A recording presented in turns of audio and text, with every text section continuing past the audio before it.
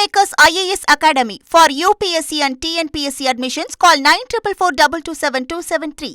கோவையில் மை வைக்காம சென்ற வாக்காளரை மீண்டும் அழைத்து வாப்பா மை வைக்காம போனோன்னா இப்போ சாமி குத்தமாயிடும் அப்படின்னு கூப்பிட்டு இந்த இன்டெலிபிள் மையை வச்சிருக்கிறாங்க.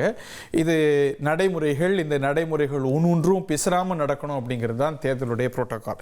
இந்த மை வைக்கிறதுக்கான காரணம் என்ன? 2 முறை வாக்களிச்சிடக்கூடாது, அதை அழிச்சிட்டு இன்னொரு இடத்துல போய் இந்த போலி வாக்கு செலுத்தக்கூடாது அப்படிங்கிறது அதோடைய தாத்பரியம். அதில் ஒருத்தர் வாக்களிக்காமல் போயிட்டாரு, திருப்பி வாவா அப்படின்னு கூப்பிட்டு இந்த மாதிரி நிறைய சுவாரஸ்யங்கள்லாம் நம்ம பார்க்கிறோம். கார்த்திக், இதை பற்றி சொல்லுங்க.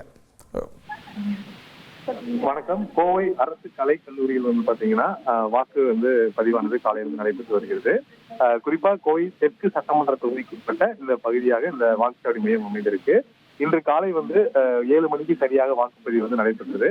அப்போது வாக்காளர் ஒருவர் அவருடைய அடையாள அட்டை பூத்தில் அனைத்தையுமே காண்பித்து விட்டு அவர் வாக்கு செலுத்த போயிட்டாரு. போய் வாக்கு செலுத்தி விட்டு வாக்குச்சாவடி விட்டு வெளியே வந்து விட்டாரு. அப்போது ஒரு சிலர் அவர் இனி மை வைக்கல அப்படின்னு சொன்ன உடனே அதிகாரி உடனடியாக வெளியே போனவர் சார் கொஞ்சம் வாங்க மை வைக்கலன்னு சொல்லிட்டு அவரை அழைத்து கையில மறுபடியும் மை வச்சு அதுக்கப்புறம் வெளியே அனுப்புனாங்க.